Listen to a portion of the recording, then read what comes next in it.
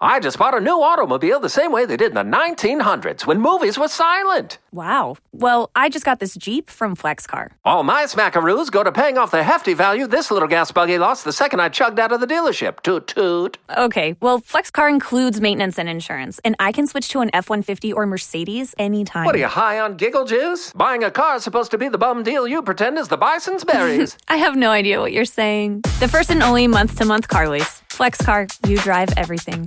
Hey, it's your girl Titi Torres, and let me tell you a little bit about myself. I'm a mother, a wife, plus a 20-year multimedia executive and personality, and your host of Tap In with Titi, the podcast, where the culture speaks loud and clear. I'm having conversations with your favorite artists, rising stars, movers and shakers, from the streets to the boardrooms, from healing to hustle. New episodes every week on the Odyssey Creators Live, Spotify, Apple Podcasts, and wherever you get your audio. So tap in with me, Titi. What are you waiting for? Brews and Banter.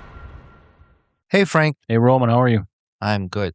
Dude, look at the fucking table. Yeah, this is like a beer buffet, right? Beer buffet? All you can drink. Yeah, beer buffet. All you can drink. Are you a Star Wars fan? Yeah. Yeah. I was thinking something about Boba Fett. Nice. That's fair. You guys want to introduce yourselves, and then we'll go from there? For sure. I'm Dave Collins, owner and brewer at Bullfinch Brew Pub, and nerd that makes beer. I'm Todd Panic, business professional, lifelong nerd who enjoys beer and has been a fan of Bullfinch for a while. Yeah. Sure. Nerd is no longer like, when I was a kid, it used to be insult. Like, oh, no, now it's you're a fucking nerd. Yeah, that's a badge of honor. chic. Yeah. Chic, it's a thing. Now it was like, It was not when we were growing up playing No. Dungeons and Dragons. No. like I always say like, oh yeah, I'm nerding out with electronics. Yes. Like it's like a Yeah. verb, right? Now this is like classy and sophisticated. Like, Yeah. That's right. Take you out. Right? Yeah. Well, cheers. Yeah. Yeah. Cheers, guys. This is the Chuggy. Chuggy. So it's Is this the one that 2.8% alcohol. Yeah. But it's all New Zealand hops, Rawaka, Wakatu. I actually did add some Celeste hop in there, which is a West Coast, but it's a lot of the Wakatu and Rawaka. So grapefruit in here? that's the flavor from the hops, man. Yeah, wow. It's crazy. So get a ton of grapefruit, very citrusy. Yeah. This beer should not taste this good Yeah, for I was that think- level of alcohol, I was right? thinking the same thing. Yeah. Right. Well, the trick was, I don't know if you guys know much about brewing, but the mash rest is at a very specific temperature. Enzymes break down the starch to sugar, right? Mm-hmm. So they look like little balls of protein, but they look like Pac-Man. They go through and they break the starches apart until they're fermentable. So after the mash rest, I threw in a bag of oats so that the starch couldn't break down and it wasn't fermentable. So just to leave some body in that beer. And then I did a ton of different hop processes, which anytime I go into it, people are like, I don't know what you're talking about anymore. But anyway, I thought it came out nice. Oh, okay. I forgot. Sorry. What are we We're missing? just going to shut the fan off. It's Gotcha. loud. Fair enough.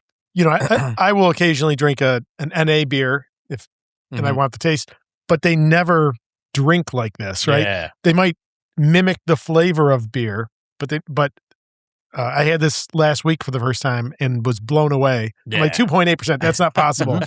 Only 85 calories a glass if you're worried about anything like that. That's Which, so low And that ship calorie. has sailed for me. I've never worried about it, but I'm Low calorie. told low, I should. I'm 45, so. low alcohol. That's This and is just, you're right. NA beer, it's like you're expecting a little bit of alcohol. Yeah. And it's not there. Yeah. And it's trying to trick your brain. The And it's mouth kinda feels disappointing. thinner, right? Yeah. This Oh, is it's so nice. much. This is refreshing. It's not heavy, but it's got a lot of that hop character in it. But Yeah. And you call it chugger? I call it the Chuggy. Chuggy. Yeah. A long time ago, there was a terrible 80s horror movie is called The Chud, which is the cannibalistic humanoid underground dwellers. Yes. but it was also chemical hazards urban disposal. Was that in there also? It might have been. I think that's what they were calling it before, and then they were right. trying to mask it. Yes, as that. yes. I remember that. So this is actually an acronym. It's Okay, like good the job. cannibalistic, hopanoid, underground, glass growler imbibing entity. Yeah. It's a mouthful. The label is like a giant hop, attacking a city, and it's a very funny. I'll have to show it to you later. Yeah. No, this is good. But my brother Tim from Lightning had designed all my labels, and he's a maniac. Too, Fantastic. He does amazing artwork. Yeah. Yeah, And that's what they say, right? People get it, you see it somewhere. People have heard of you, but people haven't heard of you. They're like, oh, look at this. That's what catches their eye on the shelf. So you're canning this stuff and people can buy it at the store? eventually brewery? I'll be canning it, and I'll have it at the brewery and at the taproom in Camillus. How's demand for this Demand for it? so far? Yeah, It's actually been going for, Really? a lot faster than I anticipated, Wow. which is good. I just I thought at 2.8% people would be like, I'm not, no thanks. This is a summertime day drinking beer. Yeah, for sure. Right? Yeah, for the summer light beer, I grade it like this. I'm like, okay, if I did yard work all day, now I'm sweaty, or while I'm working, can I pick up one of these and drink it? Yeah. Fuck yeah. 2.8%. You Two, can three have of a couple of them. Yeah. Or nursing a hangover. This is how you get back Right. on the horse, right? Well, That breakfast actually- beer. Yeah, that actually did help. I went to my friend's house on Friday night and we played board games till like 4 a.m. Crashed on the couch or whatever, got up at 7 because the boys were awake, and then had to, bring the family home, drop everybody off. And then I had to go to work, and I was like, it wasn't feeling good. As soon as I got to work, it was like noon. I chugged one of these guys, and I'm like, oh, all right. You got to bite the horse that bit you. Yeah, right? man. That's right. And this is perfect for Yeah, that 'cause yeah. it's not a lot, but it gets you where you need to be. Yeah. So, Have you heard of headshots?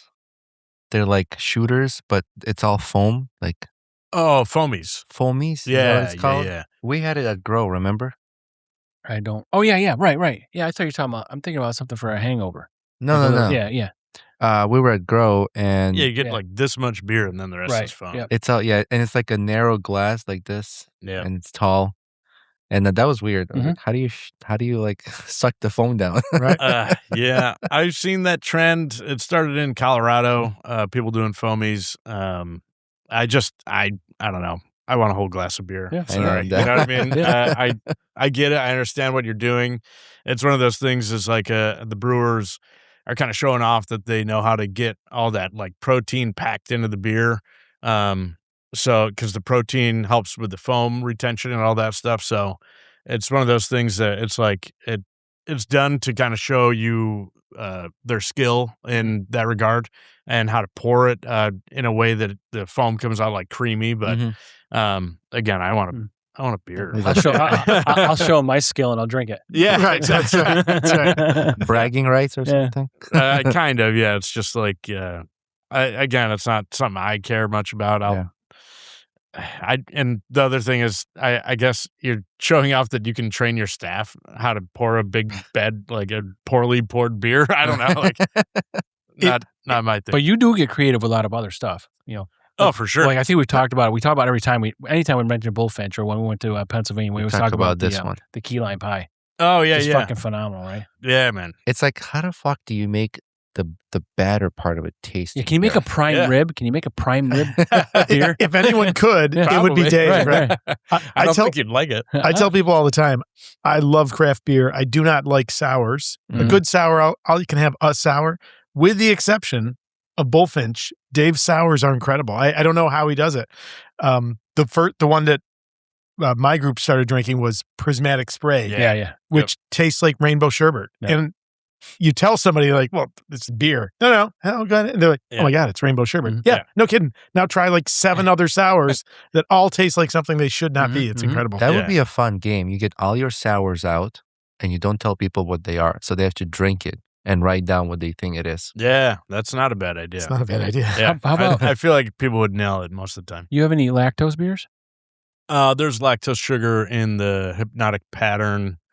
In the one he was talking about as well, The prismatic spray? Yeah, the rainbow Yeah. sherbet. But I don't think there's not in anything. We had a couple Oh, before that oh. were like you almost had to use a straw to drink it. I'm like, It was thick. that's a lot. I've made some thicker beers like that. I don't know. I don't want that. to I'm be with you. honest. I'm like, Yeah. this is kind of weird. Right. It was the stuff that was Star Wars themed. Sith sauce. Wow. Well, yours was Sith sauce. Was it blue? Yeah.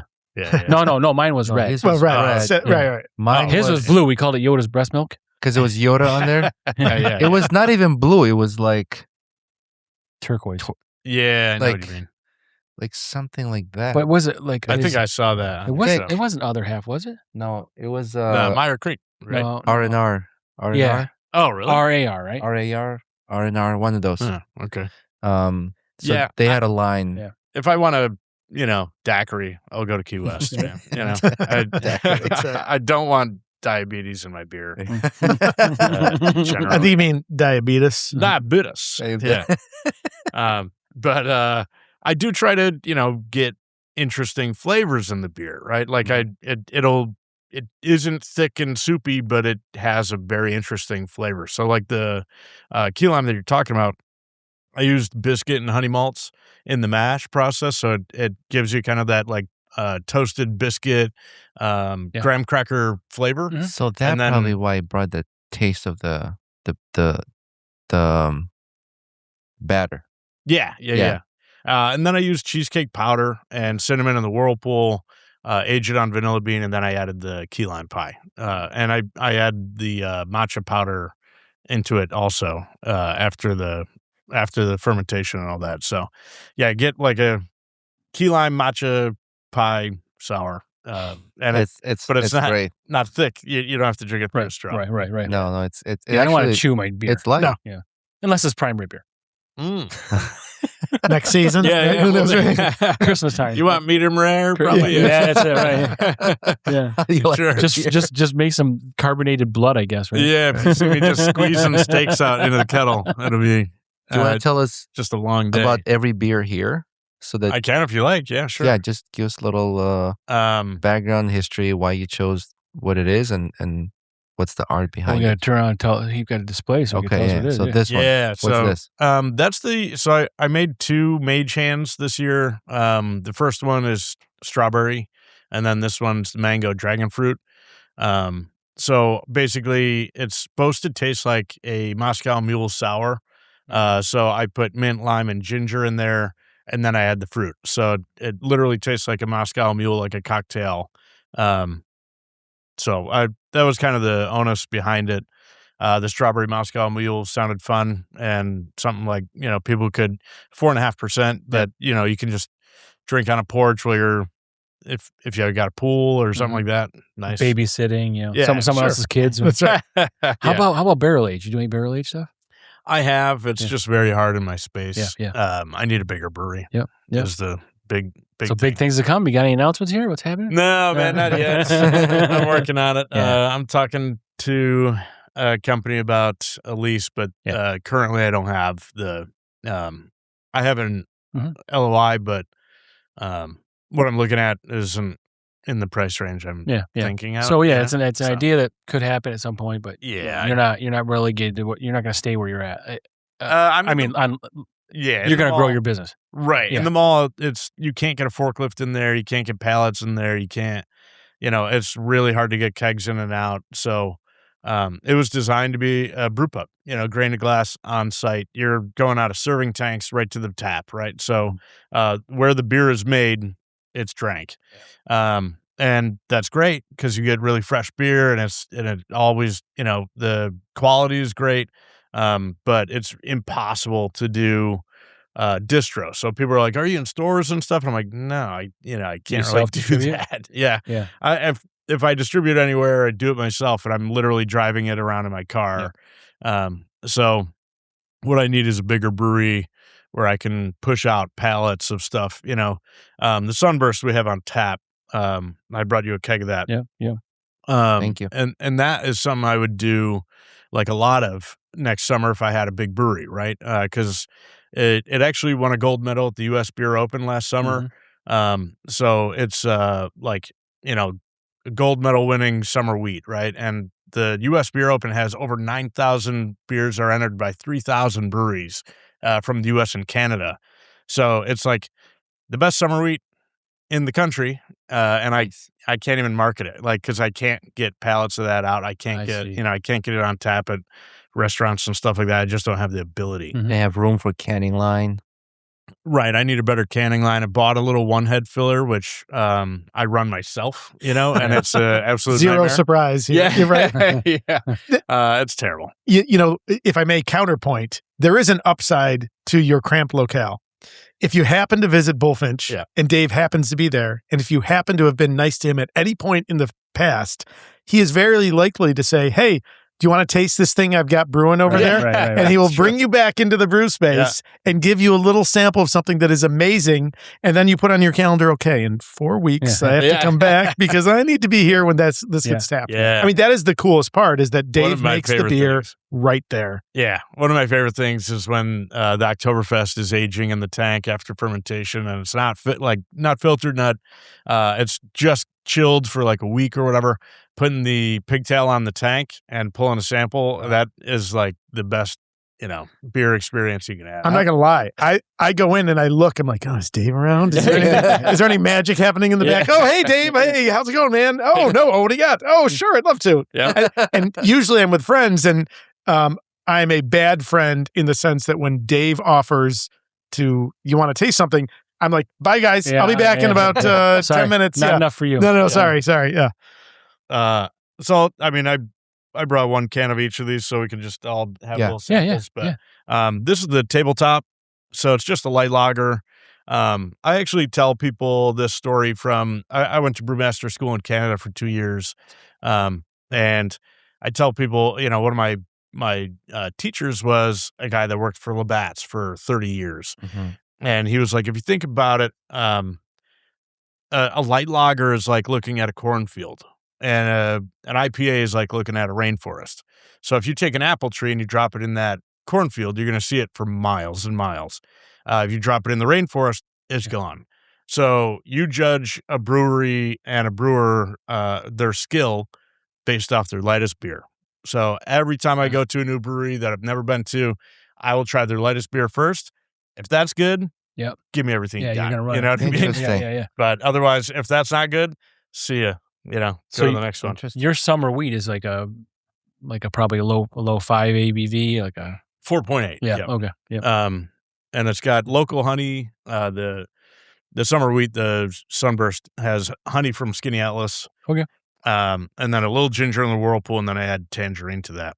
So you source local ingredients or whatever you as can? best I can, man. Yeah, that's I get tough. grain from Batavia a lot nice. from a guy named Ted Hawley. He runs a company called Craft Malting, and super knowledgeable guy. Again, I've been in this industry for a long time now, about 16 years. And when I first opened Resurgence, Ted came in and he would bring his grain and he would be like, hey, what do you think about this and that? And I would taste it and I'm like, Ted, this is like, you could call this Munich 1, but you can't call it a Pilsner malt.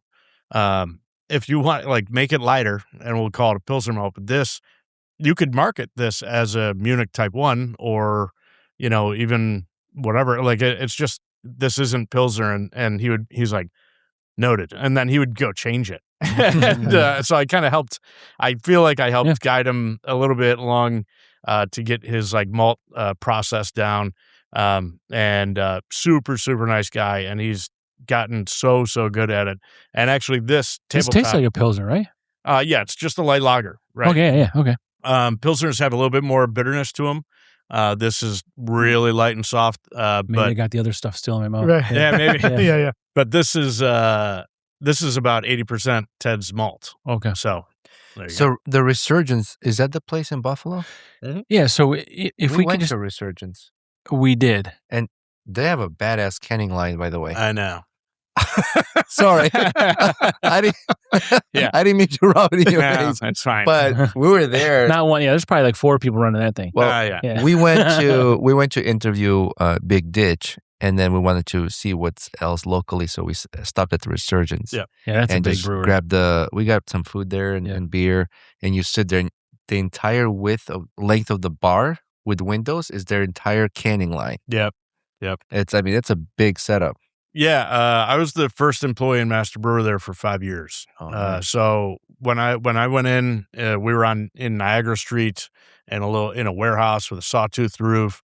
And first couple weeks I was there, we were just painting and stuff like that. And Jeff was like, "Bet you thought I hired you to be a brewer, huh?" I'm like, "Yeah, man, that'd be nice." But we had to install the whole brewery, and we had a lot to get done, and then we finally got going. And we kicked off. We were the 4th brewery in town. Now there's like 60. Yeah.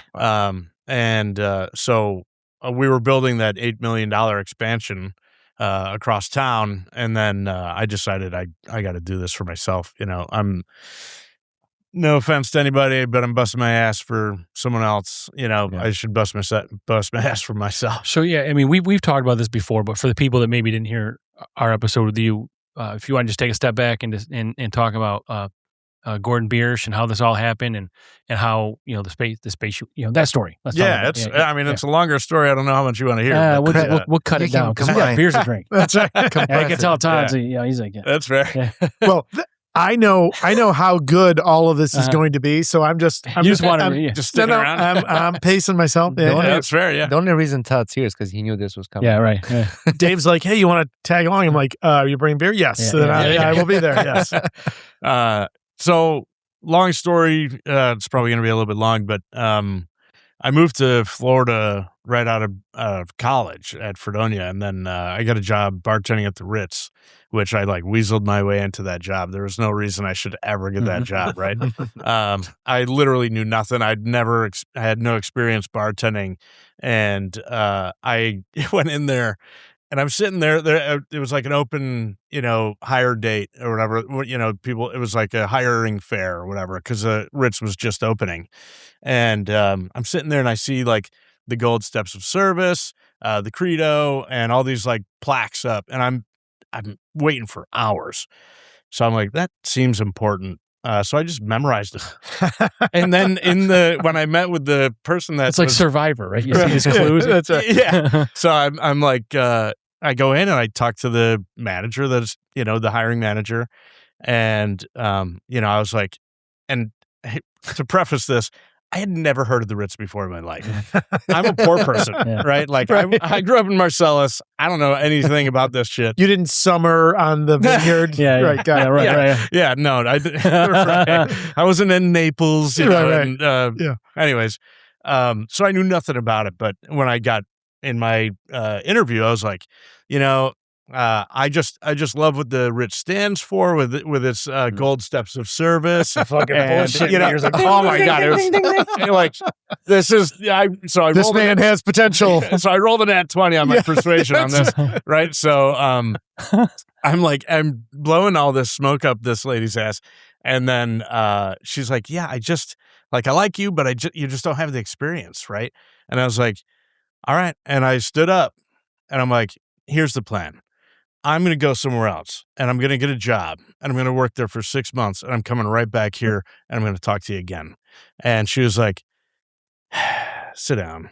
And then the GM of the whole Ritz came over, and I chatted with him, and he was like, "Yeah, hire this guy. Fuck it. Whatever." Yeah.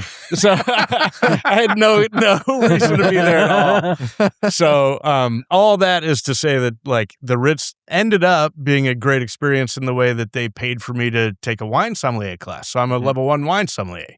And then I started to study all the different types of scotch, tequila, gin, whatever, what things are made from, how they're made, what they're aged in, and all that stuff. And where it all came from. Mm-hmm. And then I bought a book called Brew Chem 101. It was $1.75 online. And I read this book, and it all stuck in my weird pickled little brain. And I'm like, why do I like this? So I went down to Orlando Brewing Company, and I was like, "Hey guys, I want to intern." And I basically, I was working 80 hours a week at the Ritz, and then I was interning at Orlando Brewing Company. The brewer wouldn't talk to you at all. He was just like this old ornery guy that was like, I was like, "Hey man, what's going on?" He's like, "Yeah, go fuck yourself." And so they let me intern there, but I had to I'm working for a beer an hour. So sometimes I'm just working on a labeler or just a bottling line or whatever. And sometimes I'm walking out with a 6-pack, and that's it. Mm-hmm. That's what they paid me. But I loved it. right? And I shouldn't, like, it's abuse of some kind, right? But, It's internship. yeah, It's perfect for someone who's underage, right? yeah, I was mid-20s. And then I found out that there was a brewmaster school opening up in Canada, and I applied and somehow got accepted. But I was in the very first class, in the inaugural class of the brewmaster program. So they brought in 24 students because it's a 2-4. What in Canada they call it a 2-4. That's a case of beer, right? Mm-hmm. So they intentionally brought in 24 students because the brewers, they're maniacs, right? And they're all great, super nice people. John Downing is still, like, you know, an awesome guy. I'm still friends with him.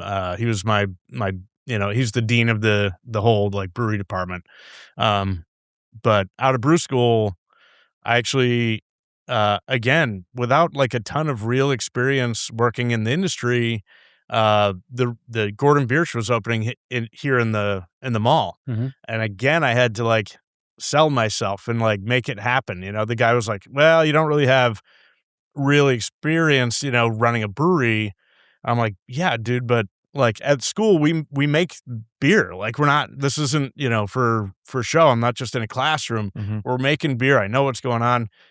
So you wanted to come back because you were in Florida at the time, and then you wanted to come back up here? Well, brew school is in Canada. So, yeah, I left. Oh, that's right. Yeah. I left my job at the Ritz, sold my house for half what it was worth because I got stuck in the 2008 bubble. Yikes. With my ex-wife. Yeah, she was. Wait, is she the bubble? Is she the bubble? Or Both, man. So, and just got out of there and went up to Buffalo and found an apartment that was 500 square feet. It was like the size of this studio right here.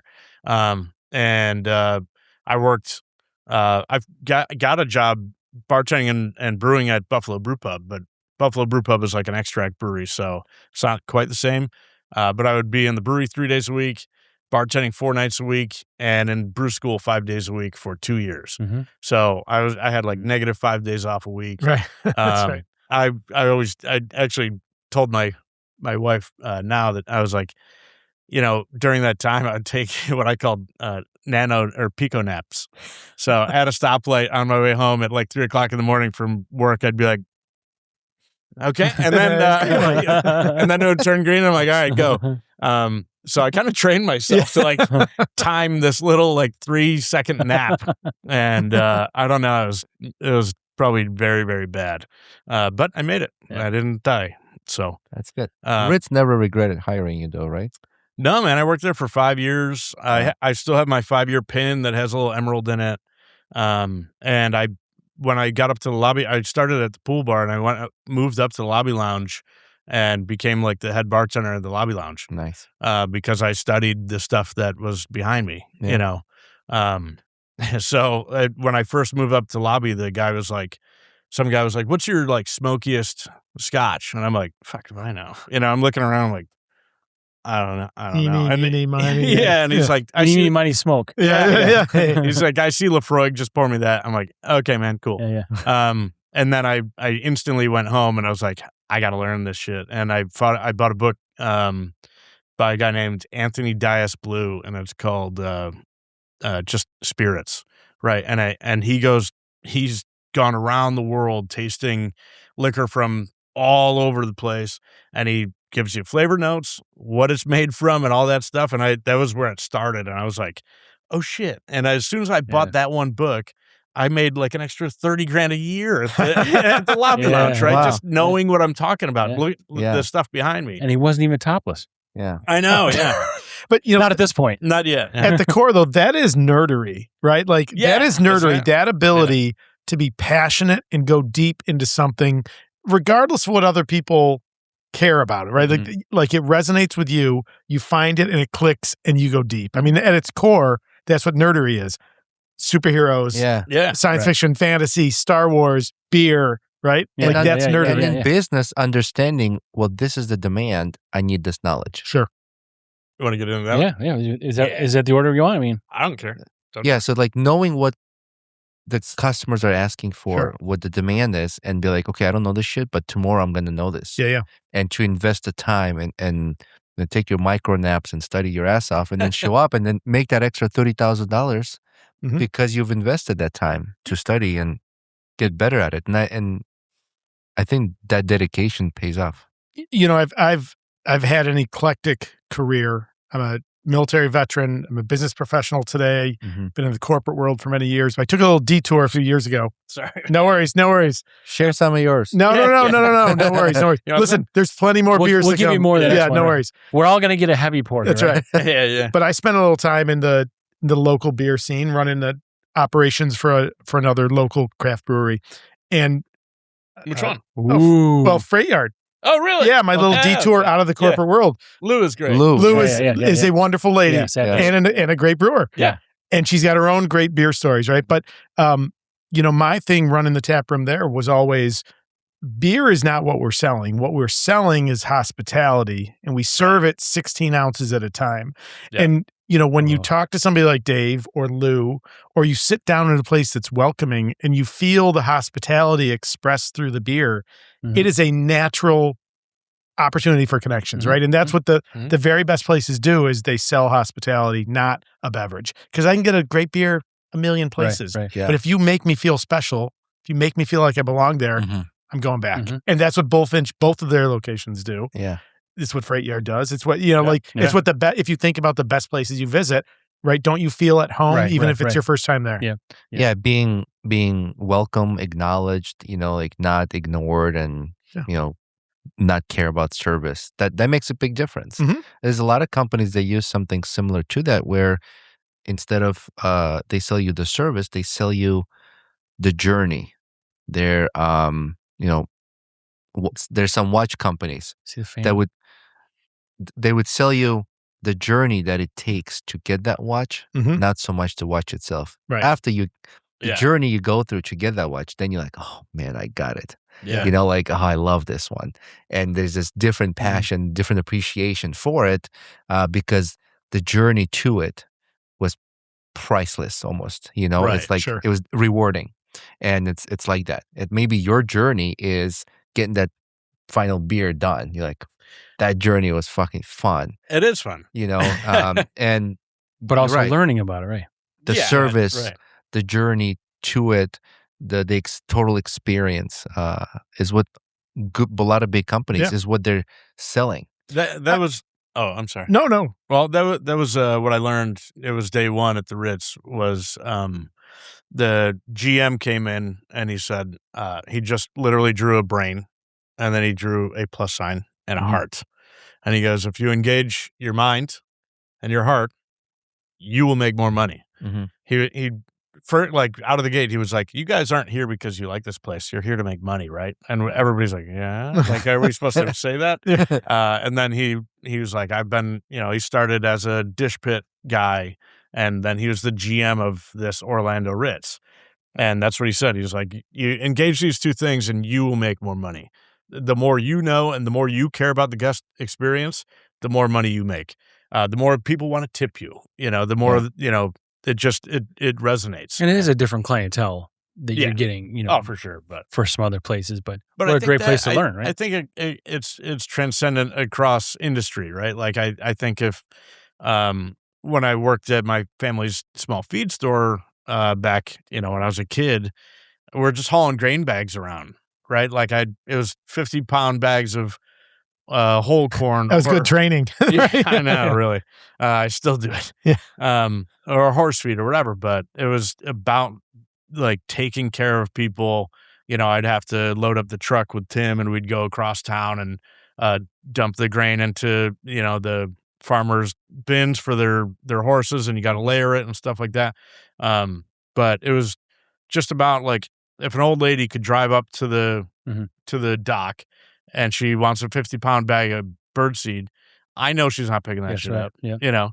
And then she'd have like a bunch of different tubs in her trunk, and she's like, well, would you mind? And I'm like, I got it. Really? But it's the right thing. It's the right thing to do, right? Right. And you feel good about doing it. And yeah, it's just, of course. it's fucking right? Exactly. And it is about that. That's Maya Angelou, right? Like, people will forget the things you say, but they'll remember the things you do. Yeah. Right. And that's it. Right. And great companies understand. I hope she remembers whatever that I is. drink beer. That's right. That's right. That's right. Is there Marriott next to that Orlando Ritz? Yeah, JW I Marriott. stayed at Marriott. there you go. There you go. So I know what you're talking Yep. about. You like- almost could have had Yeah. Dave's stuff in another And place. that was 19 years ago. You guys are about the same age, so Were you there? I worked there 2005 to 2010. Okay. So, around that time. Yeah. Could have seen you there. Yeah. There's like main kind of entrance, and then Ritz this way, Marriott. you know this way. John. You know who Yeah. John Turturro is? Yeah, the actor. Yeah. That's what he looked like when he was younger. Yeah. He looked curly hair and Yeah. Yeah, you see curly hair. not there. Not the do-rag and the Big Lebowski. No. The Jesus rolls. Yes. Todd, your choice. Well, a new favorite. New this past Okay. winter, right? Yeah. So a date in Jotunheim. Yeah. Oh. All right. What's Jotunheim? Where's that? Jotunheim is the realm of the frost giants in Norse mythology. Yep. I should know And this beer is a Norwegian style Juliol. So Juliol means like Yuletime beer. No, right? Juliol. No, Juliol. So I hadn't seen anybody in the States making a Juliol, so I thought I would. I used a Norwegian Quebec yeast called Voss to ferment it. I used some lingonberry, which is a Scandinavian cranberry. And then I added all the spices that go into like a gingerbread man. Mm-hmm. So we actually won a world award with this. I got a silver at the World Beer Cup with this ridiculous. beer. Right. So Was that the one in Nevada or Colorado? I think they hosted in Colorado. As you would expect, Weinstefaner got the gold, silver, and bronze in the Hefeweiss categories, right? And stuff like that. So these are big breweries you're up against. Go back hundreds of years, right? Weinstefaner's almost 1,000 years old. That's crazy. It's That's almost crazy. 1,000 years old. So I expect nothing less of them but to win like the entire. In fact, it's shame on you if you don't when you be doing that. Right. Right. Yeah. If I'm 1,000 years old making that prime rib I'm telling you about, I'm going to master That's it. right. Yeah, for sure. There are stone tablets inscribed with something. Right. Frank's prime rib is really good. Yeah. They opened in the year I think 1070. That's fantastic. So it's coming up on 1,000 years in our lifetime, right? That's crazy. Before the Reinheitsgebot even existed, they were open, and The German beer purity laws. yes, the Reinheitsgebot. Yes. Yeah, good work. Mm-hmm. So it's the purity law of I think it was 1506 or something like that. It just said you can only use malt, water, hops, and yeast. Yeah, well, they didn't know what yeast was at the time, so malt, water, hops. Someone knew what yeast was, just wasn't in food, right? Right. Well, yeah. See, this is the old days when they would measure mash temperature by putting their hand in it. And if they could hold their hand in there for more than 3 seconds, it was too cold. Okay. But if only 3 seconds of perfect temperature, That's crazy. that's crazy. Yeah, when people came up with like thermometers, who gets to sacrifice their hand? right? The brewers, Right. Yeah, same thing with surgery back then. How deep is that cup? You just stick your raw hand in it. Yeah. 2 knuckles deep.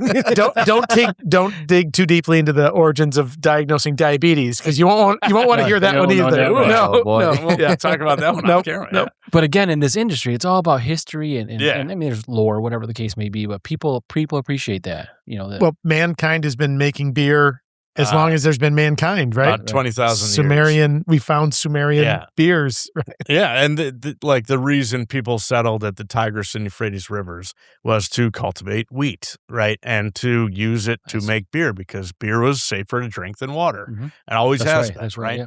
Yeah. And so people stopped being nomadic, and civilization exists because of beer. Without fermentation, you don't have civilization. Mm-hmm. That was tough because when my doctor said you need to drink a gallon of water per day, I'm like, that's a lot of beer, doc. You sure? Right. So was that last one we just had a sour? Yes, Yeah, the yeah, last one was. but This is not. I gotta tell you, you follow a sour up with this fucking punches. This is good. But so imagine the snow is falling. Yeah. The So it's got fireplace clove is or on. something in it, or no? A little ginger, bit, yep. yeah. But yeah, this is a Clove, yep. this is a fucking blizzard campfire sort of. I have bought this in cans at the Township 5 tap room and taking it back to the house because I'm like, oh, I'm going to have a couple of those at home. Yeah. This is Viking juice. This is good. Yeah. Correct. Right down your alley. This is right down my alley. Yeah. That's the interesting thing is to make a beer of that style and to try to like hold true to it. And then the name is super fun. But I'll hold true to it. Yeah, like, I'm gonna slam these. I'll be like, give me a give me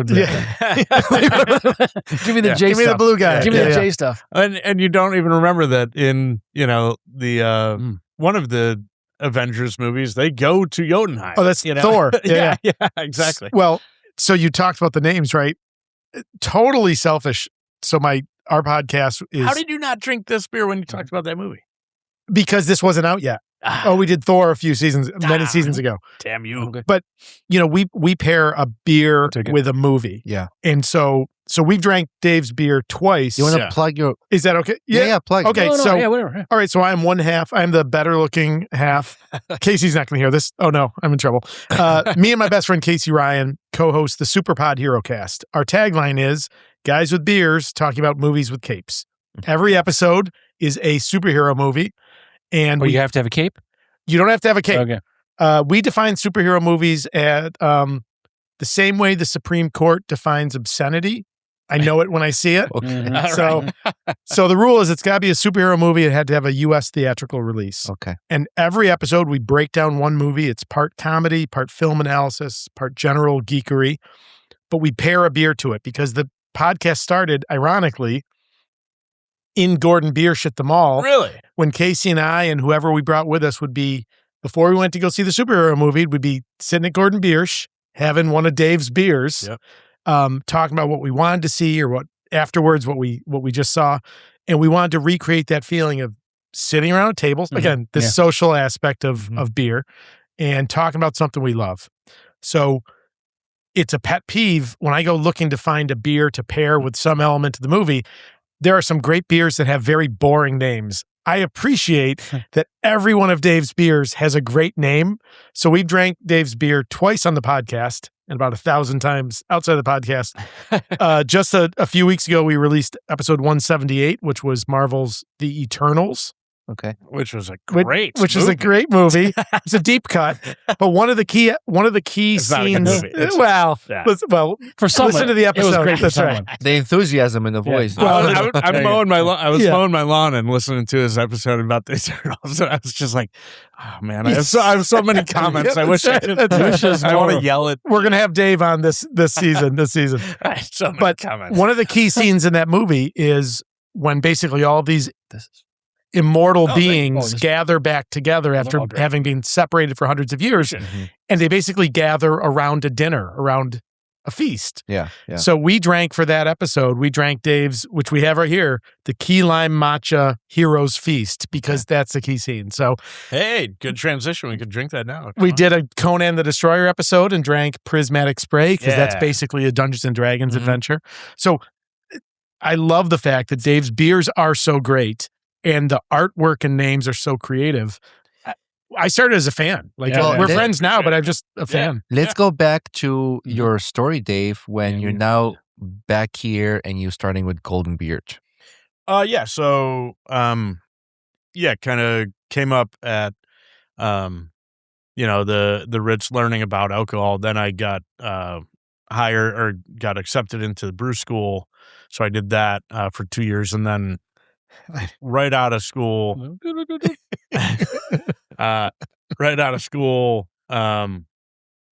they hired me to open this Gordon Biersch. So when I showed up, there was nothing there. The bar didn't exist. It was just taped off on the ground.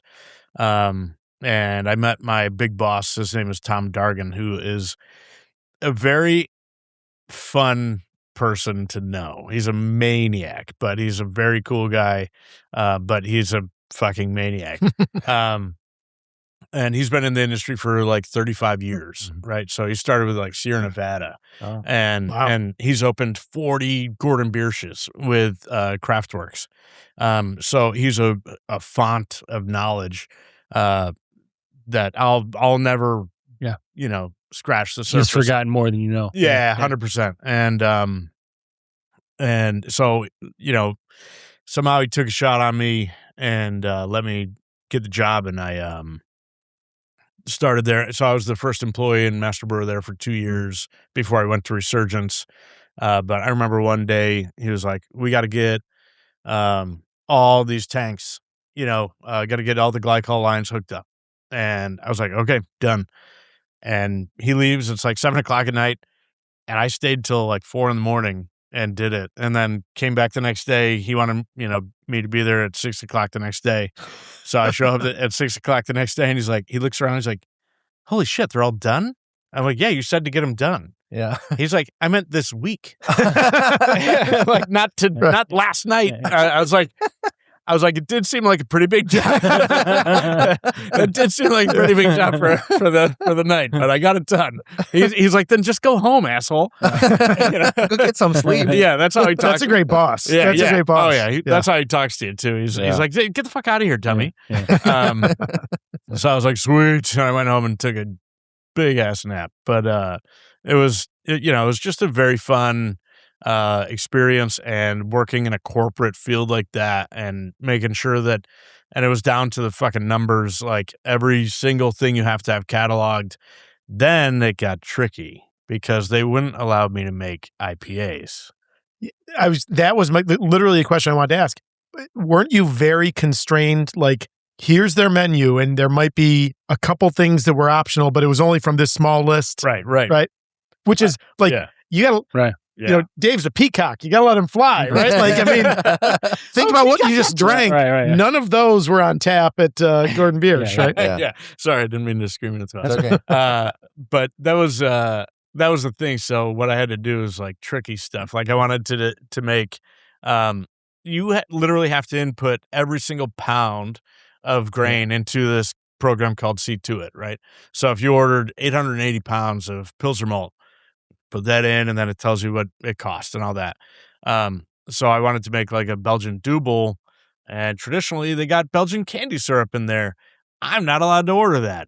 So I did. And then I would take the cost of that Belgian candy syrup, which is like $150, and separate it between all the other stuff. And see, like divide, like she's divided it into like 20 different things. Yeah. And so that cost of grain went up by like 2 cents or whatever. Yeah. They never noticed. Yeah, And but So you did like the Office Space. You just you rounded. You kept the fractional pennies, and But you sell more beer than who gives a shit, right? yeah, I mean, I wanted to make it right. Yeah. Like that was my thing. And I was like, if they come at me, I'm going to be like, this is the beer that I made is to style. And it's the way that they do it in Belgium. I know you only like German beers, but I'm doing it to style. And that was my defense, which I never had to make. But I was like, but you were prepared. I had it when I'm brewing it. I'm like, this is what I'm going to fucking say. I can't wait. They're going to come at me, these motherfuckers. Are you disappointed that you never delivered the argument? Yeah. He's delivering it now. Right. That's right. You want to do it now? Yeah. Because Sam Dargan would probably, he'd be like, God damn it, man. Fine. Like he would have understood, but he would have like definitely given me some shit about it. So is that why no IPAs? Because they just want to stick to so that was the other German, thing, right? So I couldn't dry hop a beer, but I did. Mm-hmm. And the same thing, right? So you have to account for all your hops and everything every single Monday. So what I would do is I would make the beer, and then the hops that I was going to add later in a dry hop, I would just say went into the whirlpool. So then I had to remember next week, don't put that in See To It. Like that, those hops are gone. And then 2 weeks later, I'm adding them, right. But they were already gone. I'm like, nah, I put in 45 pounds in the whirlpool, man. Dropped a bag. Somewhere there was a forensic accountant who hates Dave. He's like, I swear I was on his trail, and they closed us down, but I would have had him. Is there no Gordon Biersch at all left open? Not really. So the ones that are left are in like airports, and they're just bars. Yeah. Okay. And it's like licensed. Exactly. They're not real breweries, and they're not real Gordon Biersches. Yeah. Guys, is the fan too strong? No, man, you're good. No. Yeah. Okay. So no, all the Gordon Biersches shut down in 2020. They were owned by a company called Craftworks. Craftworks owns Rock Bottom Breweries, Big River Breweries, and a myriad of other like brew pub chains. And they just saw that the Gordon Biersch brand was kind of going down when everything else was stable, they pulled the ripcord, and they probably don't have to pay taxes for like 20 years. And yeah, so just to wrap, Yeah, so you can carry a business loss forward 20 years. Yeah, exactly. so just to wrap it up, so when we talk about your brew pub, your brewery, right? Mhm. It's in this Gordon Biersch building that you helped set up. Yep. That now you're running out of. Correct. Yeah. I literally installed those fermenters, the glycol lines and everything. You get to see them every day, like Yeah. at 4 a.m, right? And there. getting to be exactly. and getting to be the mad scientist that you could not be Yeah. at Gordon Biersch, right? Correct. Yeah. The first time I made something weird at my brewery, I was like, ooh, they would hate this so much. And yet they're so amazing. I truly, I say this all the time. Like Dave's beers are so good, and it should. I'm just tagging along tonight. I'm not connected to Bullfinch. Yeah, I'm no, not an employee. I appreciate it, man. Truly Not a yet. fan. Apparently, you're gonna be some No. sort of marketing here. No, but you're gonna hide you in the hops. We didn't that's even it. know you were coming today. that's the thing. Like you don't have to be a beer expert like Dave is. You just look at the people that are passionate about things, then just go to them, right? Yeah. If I want great pizza, I don't have to be a pizza maestro. I go to somebody who's passionate about pizza, and I can trust in the results. Yeah. So you go to someplace like Bullfinch, where Dave is passionate about the beer, Yep. and good things happen. Yep. Yeah, Todd was at the tap room, and I was dropping off keg at the tap room, and I sat and had a beer with him real quick. That's why we both had to pee before we started this thing. But I had a beer with him real quick. And I'm like, "Hey, you want to go on the podcast with me?" And he's like, "Yeah, great, yeah, sure."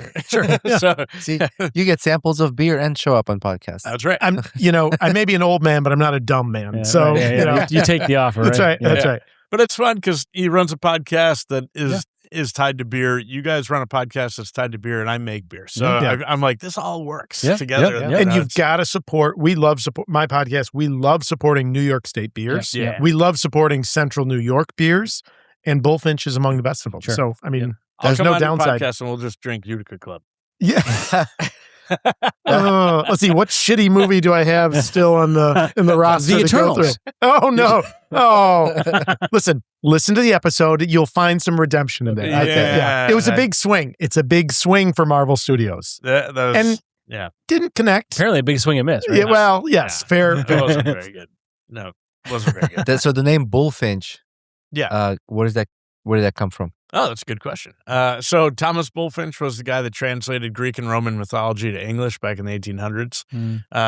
And he went to Oxford. He knew Latin and all this stuff, and found those old books of myth and all this stuff. And they were just sitting around and not like people didn't know much about it, right? And he would like get excited and talk to people about it, and everybody's like, nobody knows what you're talking about, dude. That was so long ago. It's thousands of years ago. Yeah. So he wrote the stories, but he took the stories and wrote them like a Marvel movie, Sure. right? And made it fantastical and stuff like that. Probably why drinking that 1,000-year-old beer company. That's right. More than likely. You have an old Sumerian beer. yeah. You're all set. That's right. Yeah. And so it was the stories of myth and legend, but it's made or written by a guy that was like just got super excited and did it for fun, right? Like he didn't like do this to make any money. The books didn't even get notoriety until after he died. He was just a banker in his day. And so it's one of those things like I see it as stories of myth, legend, and passion, right? Like the passion projects and what else is a craft brewery but that. Yep. Especially when, again, I find that beer itself, especially looking at the history of it, again, like I said, it's woven through the fabric of humankind for thousands of years.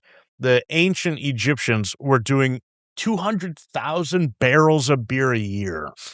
200,000 barrels of beer a year. That's a macro brewery. That's more, Back then, right? Yeah. that's more than Genesee, right? Like they were making a shitload of beer. They would allot all the people that made the pyramids and stuff like a gallon and a half a day. Very generous of them. Yeah.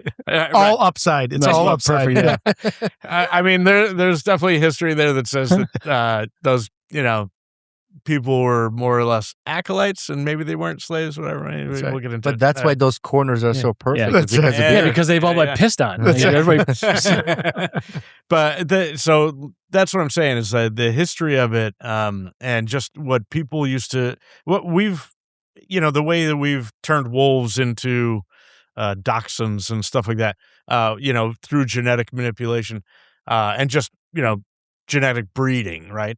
That's what we've done with yeast. So yeast is, if you look at, like a German lager, that's Saccharomyces uvarum, but that yeast has been manipulated over so long of a time that it now produces just a nice, clean beer. It doesn't produce any esters or anything. And then you go to Belgium and you check out their yeast, like a Saison yeast, and all it does is produce esters, right? Like it produces all sorts of maniacal things, like it just things that you're like, this beer tastes like horse blanket, and whatever. Like, why did they choose this? But to me, that it's you think about the Germans, and they're very regimented, and this is how they do it. Reinheitsgebot. Yeah, right. Reinheitsgebot. And then you look at like the Belgian people, and they're like, we add spice to stuff. You know what I mean? Like we put coriander in that and whatever. And the Germans, not a city state away, would be like, oh, no, fuck you. We don't add shit. right. So the yeast itself almost shows you who those people are. It's a microcosm of like the actual culture of that region, right? And it's just what they've preferred to drink. And then you come to America, and we make literally everything. And I can show you right here on this table, a Norwegian style beer, a light lager, an IPA, so England, Germany, Norway, sours that would resemble stuff from Belgium and whatever. And, so I think it's just interesting. Yeah, but that is such a perfect translation, right? Like what you just described with beer is the story of humanity. Yeah. Right. And in the same way that myths, back to Bullfinch, right? Like myth is man's attempt to place ourselves in the universe in some kind of a structure and an order, right? And the moon goes across the sky because the wolves are chasing it, right? Like it's man's attempt to make sense of this existence we're in. And our superheroes are our modern myths, right? Like that's true. They resonate with us and they stay with us because they connect to these like Jungian archetypes, right? That and something deep in our genes, right? In 1,000 years, people will be like, can you believe they believed a Spider-Man existed, Right. And I think they worshipped him because he had a big box office opening weekend, whatever that is. Yeah. And they were eating popcorn out of his ass. That's right. That's right. So them too. And thanks for bringing my point home. That was very good. The word I was getting really like drawn out, and then you're like, this is. I got you, man. I got you. Pulled me right back in. Yeah. The word passion, you use passion because Bullfinch had this passion of having fun with these books, translating it, right? And passion that we see in all these brewers that we meet. Yeah. Just hearing you talk right now, the passion. Get it, man. Crack it. Yeah. The passion really translates out of your conversation. This all shows the passion right here. And that word is pretty powerful. Like a lot of things are accomplished and created and discovered through passion. Yeah, for sure. And Dave is one of the things I love about Dave is just turning into just a Dave fest. Hey, thanks. Dave is so passionate about that, right? Like that passion, like you just said, and authentic, right? Like it's not contrived or artificial. Yeah, it's not car salesman. No, right. And people respond. So in my day job, I work a lot in leadership development, and that's important to me. I'm a military veteran. Leadership's important. Oops. That is the easiest way. It's a double-edged sword. The fastest way to gain legitimacy as a leader, or the fastest way to lose it, is all about authenticity. Right? When you're real, when you're fake, people feel that, they respond to it. When you're fake, they feel that and respond to that. Fake is such a turnoff, like boobs. Yeah. Fake boobs. So thanks, guys. I'm out. I don't know. Don't hate. I mean, I wouldn't say Yeah. Moving Visually on. or Yeah. So what are we, Dave? What are we drinking now? Right. See, you bring that home too. Thank you. Thank you. Yeah. Not my first rodeo, my friend. Yeah. This is the Simulacrum. It's a double IPA with all Citra Mosaic. So no bittering addition at all. All Whirlpool and dry hop. This also has won a medal at the U.S. Beer Open, a silver. And it's one of those things that's just like, New England's came out of obviously New England, but generally, like, everybody thinks the Alchemist basically made the first one. So everything after that to me seemed like a copy, right? A repeat. They made this incredible beer that, like, people hadn't thought of before. And so when I was making mine, I'm like, I'll call it a Simulacrum. Because the Simulacrum is a magical clown, right? And they're like, maybe it'll magically be great, but either way, everything's a clone of that original New England. The Heady Topper and his and Focal Banger and stuff like that. So all we can really do is hope to be as good, and that's my hope here. Yeah, I think this one, they've all been good. for me, settled me down a little bit. Like, all these other beers we had were like, ooh. This has to be the closer, I think. And then this That's the one, closer. Yeah. this one was like, come down, chill, Yeah. enjoy this. Yep. This has got to be high ABV, right? And it's 8%. Yeah, I was gonna say it doesn't 7, drink 8, like it. No. I use a little bit of Belgian candy syrup in this one to kind of Did you have to back sweet. sneak that into your sauce? That's right. Yeah, I can I don't tell anybody about that. Yeah. I feel like there's two groups of people listening to this right now. One group is listening to these beer names and they're like, what the fuck are all of these names? Right. And the other group are all the Dungeons and Dragons nerds that are like, yes, Simulacrum. Love it. Yeah. Yes, right? Which I finally got to use in a D&D game. Did you really? recently. Yeah. It was finally I got to have them beat a boss that exploded into ruby dust and snow. And so that's where a lot of these names come from, is these magical creature stories. Oh yeah, it's mostly D&D related. Yeah. Like medium-sized giant space hamster is a space hamster's from a D&D module where you're in space basically, and there's space hamsters that you can get as like mounts, like the horses of space basically. Because why wouldn't you? Right. Why wouldn't you? And I think the official story is about hamsters in general, like even on our. This is a family podcast. Yeah. Yeah. Okay. So Richard Gere from Syracuse. Oh wait, no. Oh, Yeah. sorry. Is he from shock. Syracuse? No, Oh, yeah. he is. Yeah. And Tom Cruise and And Tom Cruise. Yeah. That's right. I knew he was born here, but I'm sure he didn't spend a lot of time here. now with Richard Gere. Yeah. But the story about space hamsters, obviously in space they can grow to like 8 feet tall and all this shit. But apparently, in the books, even the hamsters that are on our planet are psychic and can talk. They just don't. It's in the books. It's Right. like, did we have like a local brewery that had something about space hamster or space squirrels? I don't remember I would that. think it's. I think it's Yeah, I don't know. I literally never seen. Wasn't did the can have like hamsters with space bubble? So, oh yeah. Okay. Yeah. So it's Dave. literally mine. Yeah. Okay. I think it's this guy. Right. It me. I didn't see Dave's the can art. texting his lawyer, Okay. like, all right, I'm going to need Yeah. a Double cease and check. desist. Yeah. That's right. Oh, Tim Shore. Did he have something like that? Tim? He was pretty creative, but I don't think he had something like this. I don't think so. I don't think. Something about crazy squirrels. Oh, yeah. He did have Well, what- weird. Something. Yeah, it was like crazy squirrels in space, wasn't it? Because No, one no, of his no. master brewers. Well, he had like 10,000 Michael Jacksons dancing in your mouth or something. Yeah, there was that. Yeah. Romans had that too. Yeah. Tim is such a fun. I mean, who among us? character. hasn't? Right. Yeah. Yeah, Tim. Yeah, he's very creative as well. Oh yeah, he's a wild brewer? card. It was Barry. Acorn. Barry Acorn. Oh, yeah. He's such a fun guy. Hanging out and talking to him and having a couple beers with him is an experience I think everybody should have. Absolutely, yeah. Yeah. It's like Michael Jordan says you should always play at Madison Square Garden. You should always drink with Tim Shore. Nice. Yeah.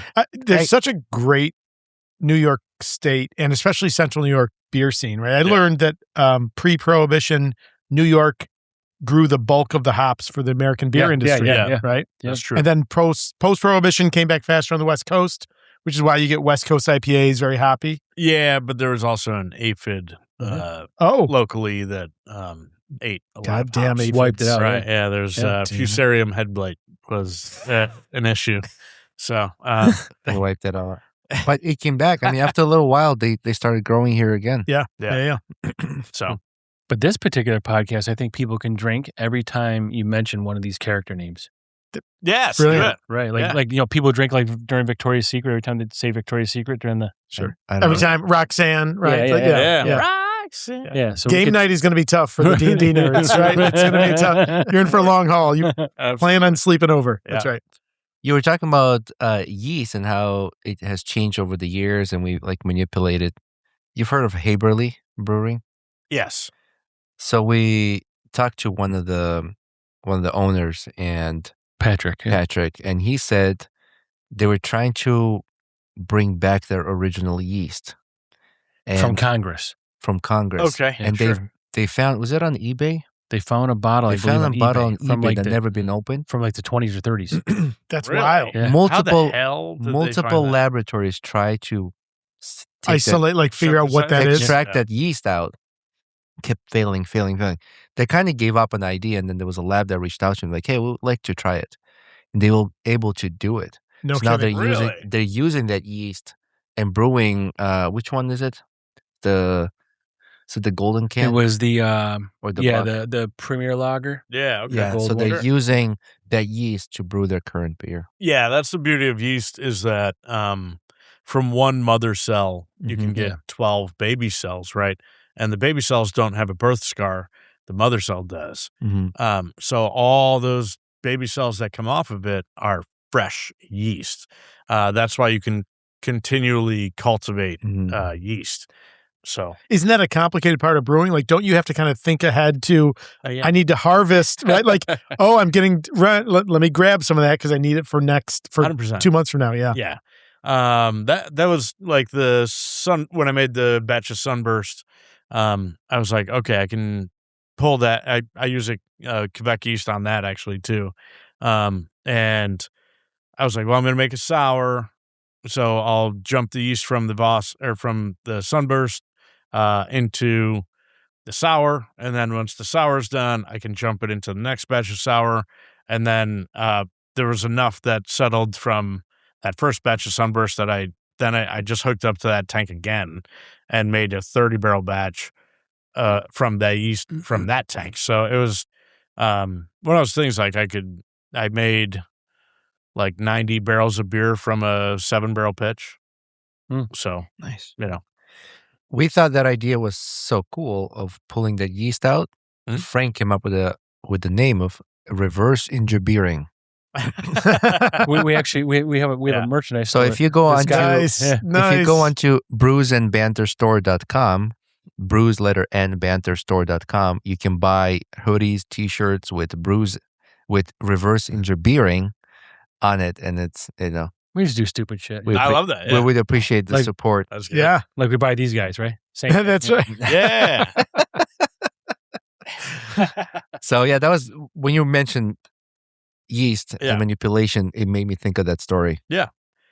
Generally you go light to dark, right? So I'll do like the lager, tabletop lager, and I'll pitch a yeast into there, and then I'll do an amber lager after that, and I'll jump the yeast from the lager into the amber, and then I'll do like a darker, like a Bach beer or a Schwartz beer or something, and then I jump the yeast from that to that. Ever gonna get into like a lambic or something? Oh no. Wow. Did we just reach a limit there? Yeah. Whoa.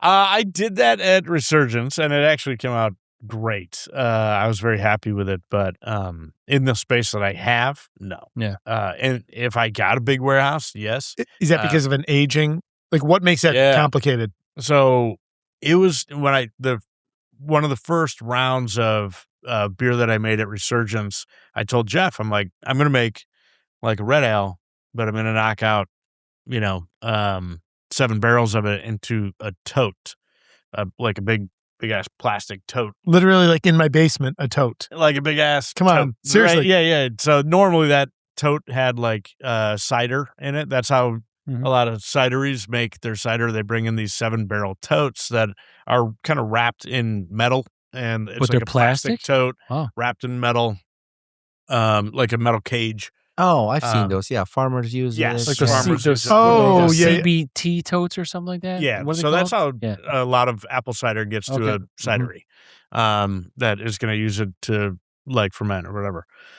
So I got one of those pretty cheap, and I feel like you're the greatest pirate brewer Right. I've ever heard of, right? Like, yeah. it just, right? Yeah. Arr. if Yeah. I got into it, Yeah.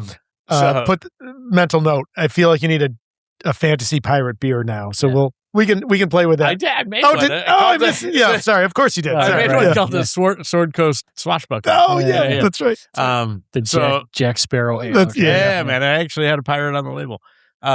So I knocked out 7 barrels of it over into the tote, and we inoculated it with like a lambic, yeast blend, and shoved it in the far back corner of that brewery, and we forgot What is it, about like it. a year and a half, 2 years? We forgot about it for 3 years. Yeah. Oh, Wow. With a big note, leave it alone. Yeah. Don't touch it. Don't touch Fuck it. off. Toxic. Yeah. Right, yeah. Toxic. Yeah. Yeah.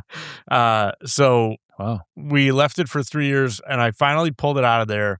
Every now and again, I would get a little thief and pull a sample and try it. And I'm like, pretty good. Getting there. Yeah, it's about there. And we finally pulled it, and then we dropped it into wine barrels that were red wine barrels. So we I had see. like a Merlot Yeah. barrel, we had a Pinot Noir barrel. When I first met my wife, she tried the Pinot Noir barrel lambic that we made, the Belgian lambic, and she was like, still to this day, she'll be like, "That's the best beer you ever made. Why aren't you doing it again?" I'm like, It's 3 years. "Oh my god, it's Right. not that easy, right?" Right, So right. we aged it for like 6 months in those barrels, and then we finally kegged it and then carbonated it and all that, and it was legit. Like I wish that we saved some and send it into the World Beer Cup or whatever. Yeah. But that's a lot. So right? what are Like, you doing? Are that's- you shipping these things to these guys? Yeah, you mail it Illegally? legally. Yeah. Right. Yeah. Books. Yeah. Oh, yeah, it's yeah. video. It's Yeah. video. Hold on. Yeah. Cut. Right. Yeah. It's breast milk. Nobody Yeah, watches this. Yeah. Not that I would ever do this. No, of course But not. if you were to Yeah. illegally mail beer to Sure. someone Allegedly. and they ask you what's in there, you just say live yeast. Yeah. You go, it's Because live it yeast is, yeah. culture. Yeah. Sure. Because Which is it's- true. Because it's true. true. Yeah. That's It's in true. there. You right? mailed it by your vehicle. You know, just drove it. Yeah. Listen, Right. Yeah. A beer showed up at the Yeah. Yeah. Nobody really knows, at the right? contest. It's and, like it's Santa. there. Yeah, It's like Santa. You don't really see him, but something's That's right. happening. Yeah, somebody has a That's big right. ass sack that they threw on a table. Oh, someone's got a and big beers ass came sack. out. And beer came out. Dave, I'm curious. All of the crazy things you've made, and you have made some amazing crazy things. Is there one that is your like, I'm not ready to do it? Like, I'm going to do it someday, but I'm not ready to do That it you yet. have not done yet. Yeah. Right. No. Oh, you just there. I just You see the mountain and you climb it. yeah, dude. As soon as I Damn. think of something, I'm like, I can do that. I've been And with then women. I've been with women like that. I couldn't even get What it do you out. know I'm my like, ex-wife? maybe I shouldn't say this. No, Yeah. sorry. Oh, you know my ex-wife? No, not the bubble. I don't know the bubble. So which one Just was kidding. that She again? was I A might have very nice missed it. person. The Which one? what's the Hamster. name of that beer? Hamster. The hamster. That you drink now? Medium-sized, Yeah, the medium- giant space hamster. No, what So- kind of beer? It's a New England IPA. New England IPA. This worked out pretty good. The last two, right? Like, Yeah. go to that one and then Yeah. end with that one. That's a good, Yeah. a good circuit. Now, how do you pick the art? Is it your brother picks it, or how do you? He How do just you does it. yeah, because the guy's got a But fucking great imagination. how do you pair the kind of beer with the kind of art? style? Again, he tip, just does it. right. Like I tell him, I told him the name of this beer was called A Date in Jotunheim, and I told him I want a date. Oh my God, it's a date. I like want a date. Oh my God! I just got that. Yeah. Oh my God! I told him I want a date that's like that wants to fight the frost giants, right? And so he literally has a date that's like, yeah, fuck you guys. And all the giants are like, are you serious? That's probably like the 18th label because you can't fucking spell Jotunheimer right. Yeah, you're right. Don't forget the umlauts. That's right. Right, yeah. Wait, This where is is it? Over the literally E or the I? Yeah. It's first sketch. First sketch he sent me was basically this, and then he colors it in. But I was like, yeah, no notes. Like That's this perfect. is exactly what I was thinking. It's like those Yorkies. Those Yorkies attack big dogs. Like, Yes. Yeah. Yeah. really? Yeah, like blink. It's all attitude. Yeah. All attitude all the way down. Yeah. So so you said Well, we're Todd, you said going this to is end last. with that one. Yeah, is you last. should open that one. This one is next. Let's fire that. I mean, if I may be so Oh, bold. please. Yeah, okay. yeah. All right. Well, you're an ambassador now. I mean, you don't. Dave doesn't know it yet, but he's getting an invoice, right? Listen, yeah. No, it's for love of the game. Yeah. Love of the game. Look at the color of that, right? Right? Oh, Yeah, I'm so- gonna wait till you get yours because I'm so excited. Another sour. We're back to the sours. Yeah, we're space. back to sours. We Again- never had a sour till we started this thing. Yeah, so Drink Dave's, otherwise they're shit. I will tell you this: that I was working at Resurgence, That's and cranberry. Jeff, the owner, was like, "We got to make sours," and I was like, because a couple of years ago that was the trend, right? Because there was New England IPAs and then it was sours. Yeah, and it was kind of I think this is now the year 2016 at the time, so about 10 years ago. And he was like, "We got to make some sours, dude. There's, people are making sours. It's a whole thing." And he had been to Florida and he had the stuff from Cigar City, right? And Oh, yeah, Cigar yeah. City Good was stuff. making like Florida man, You're out Yeah. those stuff, great right? beer, Yeah. great beer. but they were making like lime Berliner Weiss and stuff, Yeah, which yeah. was very, very good. So we went to a conference, and it was down in Jacksonville, Florida. And wouldn't you know it, a guy named Wayne Wambles. That can't be real. No. That can't be real. This is definitely an infomercial. Something's coming up here, right? 100% his real name, Wayne Wambles. He was the head brewer at Cigar City. Does he drive a Wambulance? Yeah. Sorry, Wayne. And Wayne is a super nice guy. Yeah. But he did a whole talk about doing a sour program. And at the time, he was ordering these yeast or bacterial cultures, right? And what they would do is knock out or send it in the kettle, chill it down to about 45 degrees Celsius, throw in their bacteria culture, let it sit for a couple days, and then they would pull that culture off the bottom of the tank into kegs. And he was going through this whole process. There was a huge pain in the ass because the yeast or the bacterial culture from a yeast company is like $900, right? For like a 10-barrel pitch. So if you want to keep that value, so you keep trying to pull it, and then he was having all these issues, and he'd have to reorder every second or third batch and all this. And so I'm sitting there in this, conference room, and I'm writing down these things. And the bacterial cultures are like Del Brucki and Plantarum and stuff like that. And I'm writing all these down. And I get home, and I told Jeff, I'm like, I just don't think it's worth it. Like, this is the initial cost is insane. We're gonna have to charge a ton for these beers. And then I go to fucking Wegmans. I'm not kidding. I go to Wegmans, and I'm like looking at yogurt. And I look at this fucking organic Greek yogurt, and on the back it says Del Brucki and Plantarum. And I'm like, yeah, I was like, no fucking way. So my sister is a lawyer at the FDA, and I called her, and I was like, can you pull me the regulations that tell you exactly how many cells per milliliter have to be in the yogurt to be called probiotic? Can you send me that information? She sends me That is a very niche question, right? Like most people are not asking a question like that. I'm like, Roman, can you give me a pen or something? Yeah, that's right. She thought it was weird, but she was like, Sure. Yeah. Whatever, Dave. So she sends me this I feel regulation. like that's not the first weird question you've asked her. Probably not. Right, No, okay. I'm a yeah. The other one. Find me a lawyer in Vegas, right? That's right. That's right. Yeah. That's right. So she sends me this 5-page regulation. I go through it, and I realize that the cell count that has to be in a probiotic, culture, I need a 32-ounce jug per 3 barrels. So I had a 15-barrel system, so I needed 5. And I told Jeff, I'm like, I can do this for $25. Yeah. Oh, And he was like, are you fucking serious? He's like, well, give it a shot.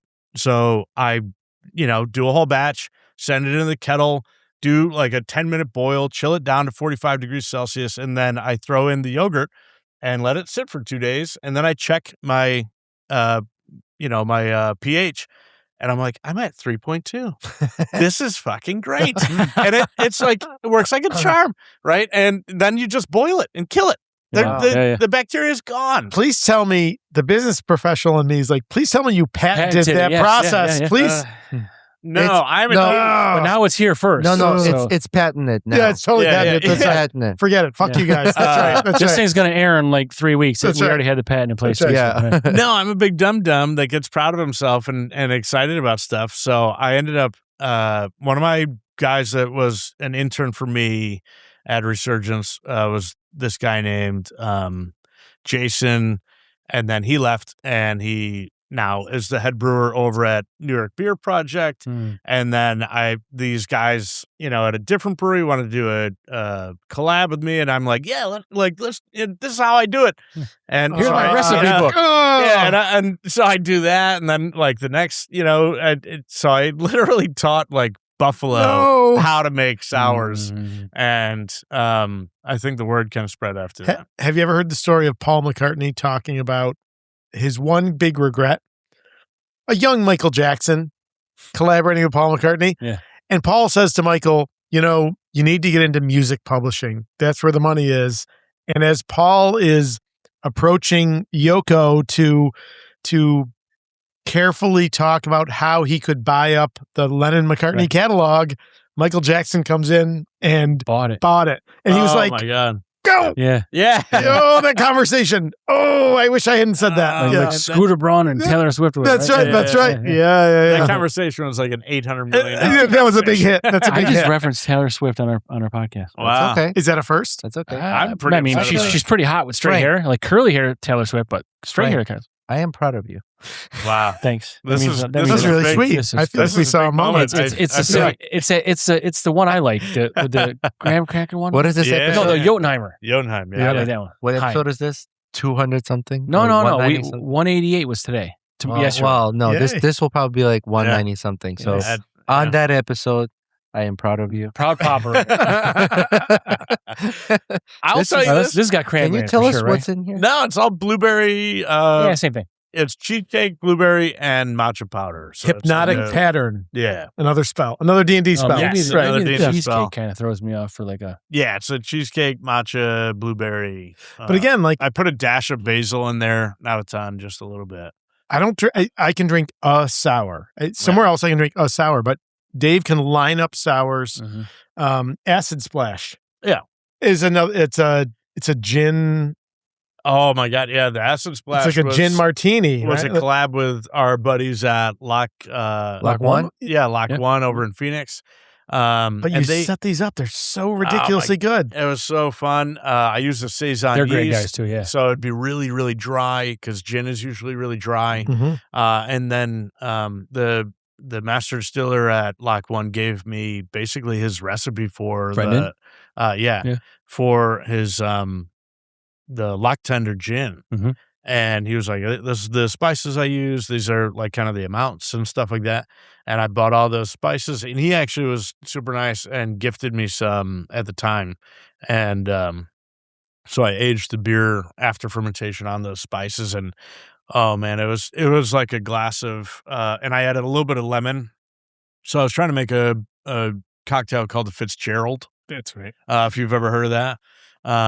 So it's like a Prohibition era cocktail. And so it was a cocktail sour all the spices of that Loch Tenner gin, a little bit of lemon, and a little bit of sweetness from. I had a little bit of Belgian candy syrup again because you had You got like fucking cases of that. That's Like, just hanging out. Like, yeah. I put on my pancakes. Right. Like, The cost has been spread out over 4,000 barrels. Yeah. Right. You got it from Wegmans. Yeah. Well, so the cocktail you put simple syrup. So I'm like, well, I'll just add like an old fashioned, right? Yeah. So anyways, that beer literally tasted like a Fitzgerald cocktail. And it was just super good. I got to do it again. It's such an interesting route, though, and it makes sense now. I hadn't heard that earlier story about like the Ritz, but the bartending. This makes sense, right? Like the studying the cocktails and the liquors, informing your beer choices. Right. It's such a great like route into it. I hadn't thought about it for a while, and then I was doing all these different cocktail sours, and they're like, "What are you, like a bartender?" I'm like, "Well, I was, a very long time." I'm like, "Yeah, I think that might be what happened." But yeah, good point. Good note. That came back. Yeah. Before you guys leave here, we'll have some Lock One whiskey back there. Well, if we must. You must. Yeah, sure. You must. Yeah. But before that, we just have a little bit. You won't have any. Just a nip. And we won't ship it to Colorado either. Right. and then, so Todd, you like really insisted that this would be the last one. Why? Well, Dave, I feel guilty talking about your beers in front of you. Yeah, okay. I don't No, care. we want to hear your perspective. And he's going to correct you on it if you're wrong anyway. And I will be eager for the information. Good fun. So this is, I feel like, the exact opposite of your story about you go to a new brewery, you try their lightest beer. And if they've got those flavors, then everything's going to be good. I feel like at the other end, this is a beer that can disguise maybe bad brewing because it's so intense in flavor, but an imperial stout, right? Like that's what I usually call a stay-at-home beer. Mm-hmm. Luckily, we're going to split it 4 ways. Yeah. But I think that now, but yeah.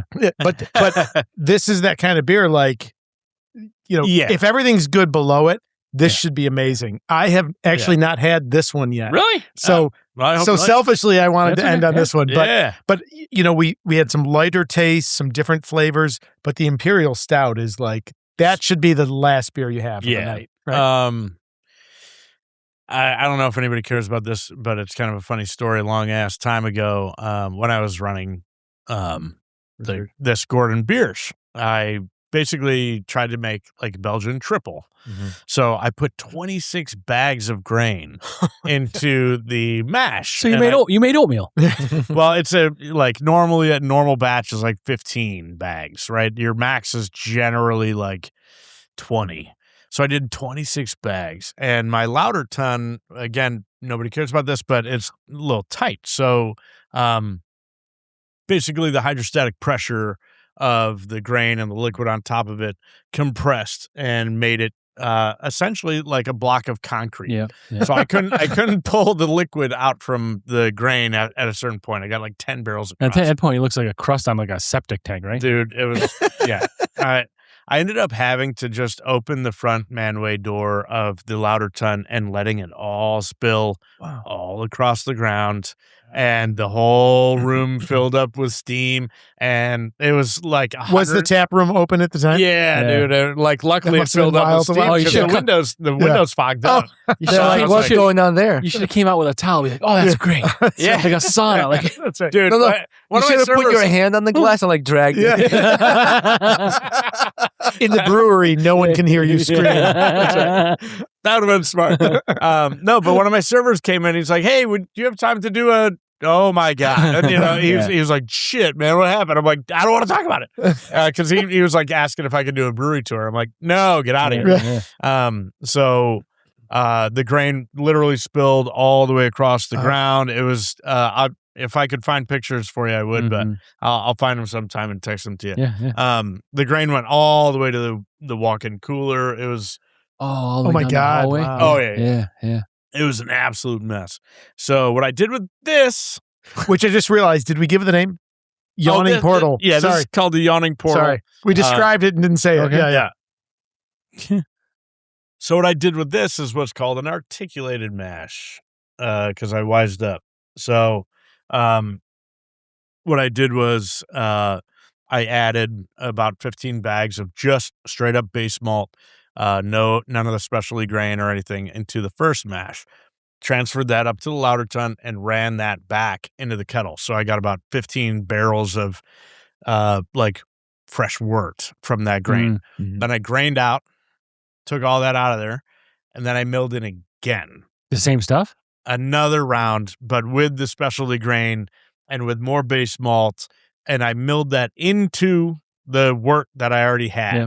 And then I transferred that up into the lauter tun. So this is about $15 a can. Yeah. Is he right? It should be An ounce. Yeah. And then I ran that whole liquid back into the kettle, and I added some marshmallows, and we were drinking and having a good time. I was hanging out with Sean from Awkward Handshakes, and we went up to the Sean Eastwood. Yeah, he's at Eastwood right now. He's trying to open a brewery called Awkward Handshakes, because he's a really interesting and fun guy.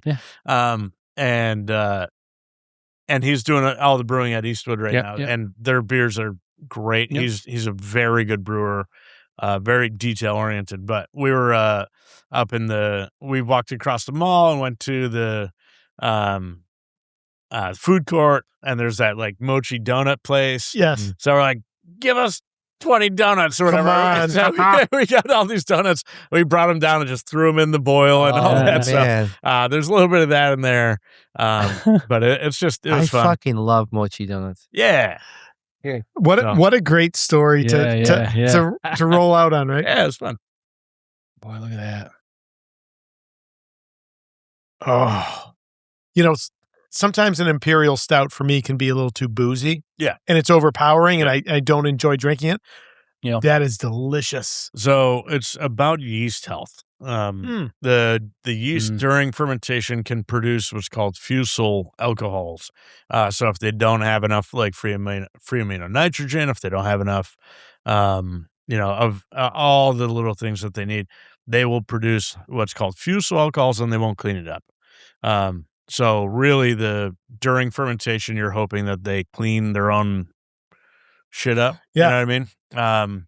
And if you treat them well and keep them healthy, they produce a smooth beer at 9%. That's and ridiculous. You don't get any of the fusel. This is smooth. Yeah, it doesn't hit. Yeah. I've reached a point, I feel like we both got a little bit of same thing, snow on the roof, snow on the foundation. I feel like I've reached a point where I'm very tentative around an imperial stout because I've had so many that are like, I don't enjoy drinking it, and it's just, I feel like it's almost for status. Yeah. This is ridiculous. Well, earlier you said, I'll drink like, a sour. Mine would be, I drink. That's it. Like, yeah. I'll just drink it all. No other notes. Right. That's a sentence. But this is again like one of these winter beers to me. Like you've got to see cyclical, like probably a lot of seasonal. Not a lot of stouts in the summer, probably. Right. I still have we this talk on about right now, but I'm as far as it goes for people that's heavy or even like I don't know, people, do they drink coffee when they mow the lawn? I don't know. No. Yeah, but like when it's hot out, not normal people. Right. Maybe before in the morning. Yeah. But like, my mom when I was younger, she'd be like, oh, it's she just, because we had 3 boys, we just always just fucking eat, right? Yeah. So all she'd make like some stupid soup that was like really cheap, but it's like 90 out. Like, oh, soup for dinner. Who the fuck wants soup when it's 90 out, right? It's the same with like stouts, and like I don't want it like that when I'm hot out. 100%. But for the past, go ahead. No, you please. For the past 2 years, what I've been doing is smoking cigars with stouts. And any vanilla in this? Just a little from the mochi donut that we put in there. I meant that to be a side conversation. I forgot. No, you're on mic. You don't have side conversations during podcasts. Well, we can. What the fuck? We kind of do all this shit, right? Last 2 years, I've been doing stouts with cigars. Yeah. I enjoy cigar here and there once in a while, or on the golf course, and like tasting this, I'm already picturing which cigar I would pair this with. Mm-hmm. And I'm actually going to pick some of this up, Dave, and then I'm going to bring it home so that I can have this with a cigar. Yeah. Oh, cool. Yeah, please this do. would be cool. I feel like it, we suffer through our Syracuse winters, right? But if you're going to live up here for fucking 9 months now, right? Well, listen, we get 3 beautiful weeks of summer every year. 3 beautiful days of summer. Yeah. So, but I feel like we have all 4 seasons, and I feel like you need to pair the beer to the season, right? Yeah, So yeah. I'm picturing, it's that first crisp frost of fall. And and I'm sitting outside, but I've got some layers on, and I want something that warms me. So it's this and the Yuliol. Same. Right? Like, you can, and then the chuggy is the done mowing the lawn in the summertime, right? Yes, exactly. It's, which, am I correct in remembering, like, beer styles evolve because of like where we were in agricultural cycles, and what you had at that time would determine what you brewed, and then what age, and then what was ready to drink. And that's got to be very unique up in sort of the Northeast, because I mean, I don't know what's happening out west. Like, I mean, if you're 75 every day in San Diego, are you drinking stout still? Like, I mean, how much is their stout business? Because it's so fucking nice, right? But over here, you get all these different beers you can have because there's these different seasons to go with it. That's right. Yeah. I mean, we were talking about yeast cultures and stuff like that, but when you look at like Belgium was a hub of 5 rivers that supplied all of Europe with spices, and then you look at their beers, and all the beers have different spices, right? Like, it was always something like that. So, it was very much about like the agriculture or what was going on at the time. And but that's what's to me, again, super interesting about the beer industry in and of itself, is that it connects us to our entire history, the fact, where we came from, how we got here, and honestly, it's what we did, what we drank when we decided we wanted to be a country, right? It was what people drank to avoid the plague and the Black Plague that killed a third of Europe. That's why they put tea in the fucking river, right? Right, and so it's just like, again, one of those things that when I think about what I do and why I do it, I always consider just the history of it and where it came from, but also like how important it always was and always hopefully will be to the human experience. It's not just about, it's not about getting drunk or whatever. It really isn't to me. It's more about sitting around connecting with people and telling your story. And this is family dinner, right? Yeah, exactly. or guests or party. It is connection, right? Yeah. But I said earlier, alcohol and beer has woven itself into the fabric of human nature and culture and society. But I think it weaves us also together, right? Like the 4 of us. Why would we even be here? Right. To talk and tell our stories if we didn't have something like this to kind of share and cheers and hang out about. And so, like back in the days, a lot of trades happened from between different countries. They had to meet up, and when they would meet, it would be at the table over a feast. Yes, right. And the food is what always bring. I love it. The feast and the food is what always brought people together, no matter what country you were from, what your views, beliefs, and things like that. But it brought people together to have a meal together, to talk, discuss decision making, and things like that. But nothing completed food without a beverage. Right. That's right. Right. So it's like the mixture of alcohol, the meal, and the right people together is what like really combines the right formula. Yeah. That's society. Yeah. And in a place where in Germany a beer is this, in Belgium a beer is this, right? In America, a beer is all these things because we bring our stories together. Yeah. Right. That is this what unites. A couple years ago, I was in Belgium and they have a museum of beer. Oh, cool. I was with my family. I was like, no fucking way. I go, I will find you guys. Right. Right. You do your thing. Yeah. I will find you. I don't give a fuck. Yeah. So I went into Museum of Beer, and it's this like really small. So it's part of this like old old part of Belgium where all these buildings and architectures, these old structures, churches and all this stuff, right? And there's a big square there. They had a Christmas tree and everything. So I went into the museum. You walk in, you goes down the basement. And they had agriculture part of it there. Yeah. And so further you go down, there's like a basement, a bar in the basement. And they served like two types of beer. And you just have one or the other. Yep. Sure. Yep. So I was like, yeah, give me the stout. Yeah. So, and just chatted with the bartender for a little bit. I said, I'm from the States. We have the beer podcast, blah, blah, blah. And he was like, oh, that's fun. It's exciting. It's nice to, hear from people from other parts of the world to come and visit this. And it's a really small museum, but the people were so nice. Yeah. That's what I wanted to highlight too. Is Yeah. like just being in a different country, admiring the beer and the culture in the museum and having a discussion. Yeah, exactly. That was fun. And finding that connection. Yeah. Right. Yeah. It connects us. Right. Oh, As a man. people. Yeah. I went to Germany and went to Bamberg, and I was scheduled to go to Weyermann Malt House, right? And Weyermann Where Malt is that? Weyermann is in Bamberg, Germany. It's 17-19 Brennerstrasse Street. You know the fucking address? Yeah, I'm getting to that.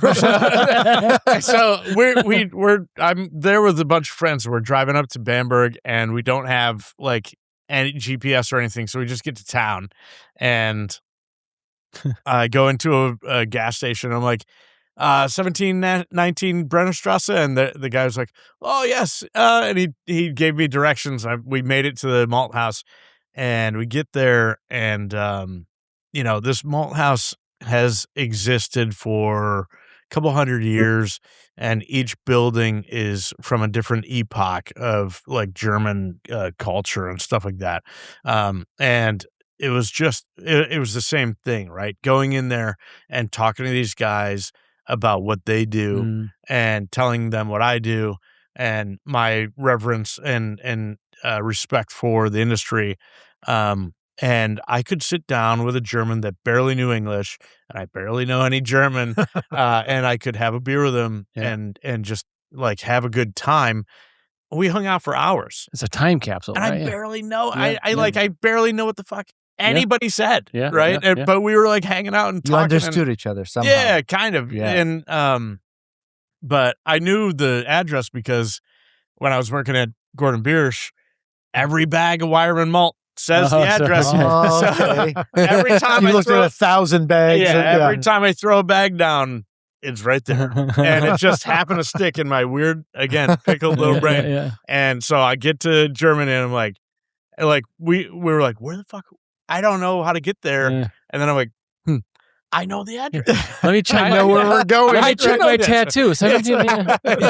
So, but we go in there into this malt house, and our tour guide's this guy named Wolfgang Schmidt, the most fucking German, a nice Irish lad. most, Yeah. German, most German name I've ever heard in my life. Yeah. He's like, I'm Wolfgang Schmidt, Yeah. and he's But of doing- course you are. Yes.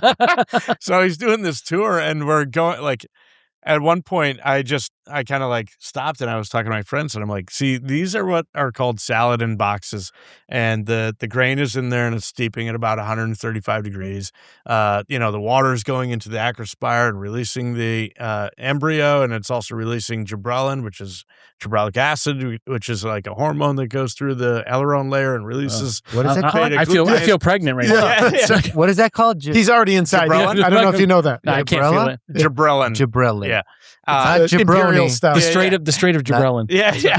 Not So- jabroni. But That's right. that's like, and it's releasing the protein enzyme that's going to break down the protein matrix between the starch package and all that shit. But all this is happening in these saladin boxes, and I'm like, these are Gericlures, these big like Archimedeal corkscrews that It's a basically lot of SAT words. mix the grain up and down at very specific temperatures, but allow the oxygen to mix through and all that stuff. And Wolfgang was like, why don't you just do the tour? I was like, okay. I got you, bro. Like I ended up Is he doing. drinking? Oh, that'd be great if he took. That's right. That's right. Yeah, we were right, and like they give you beer the whole time because they have they have a little brewery on campus at Wireman. Why wouldn't As they? soon as They're very soon as Dave accommodating. said, and very our comedic forces of Boeing, our comedic principles of Boeing forces, he was like, okay, do the tour. yeah. That's right. Archimedial corkscrew. Yeah. But yes, but yes, it was great. so much fun. But again, like I didn't know this guy. I don't know his language, and he was just like, he basically let me do the tour. That's pretty cool. And we were just having so much fun. And then at the end, we get to go down into their brewery, and they gave us samples of all the stuff they were making with all the different types of grain they were producing. And it's just, again, one of those things like this industry itself, especially when you're a brewer or a maltster or whatever, you just inherently are friends. And with the regardless of your person next door. background and what Does- affiliations you have, all these things, everybody just wants to. If I walk into a brewery right now, anywhere in the States or in Germany or in Europe or whatever, and tell them I'm a brewer, I'm going to be treated different. That's right. They're going to bring me back. They're going to be like, "Oh, we made this and it's new and it's in the tank, like I do with you, right?" Yeah. Like here's a sample. They put a pigtail on a tank and they're like, "Get it," And you've said to your family, "I'll be back in a few minutes." Right? I have to go and check then this never out. come back. Right. Yeah. If he's blind tomorrow, That's right.